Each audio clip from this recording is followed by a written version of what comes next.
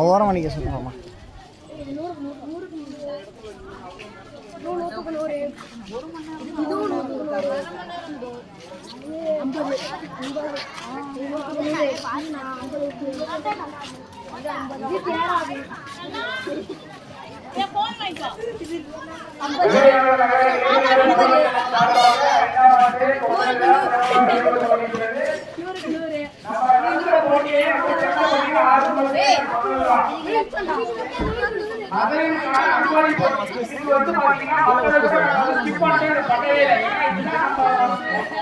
நம்ம ஏரியாவில் வந்து ஒரே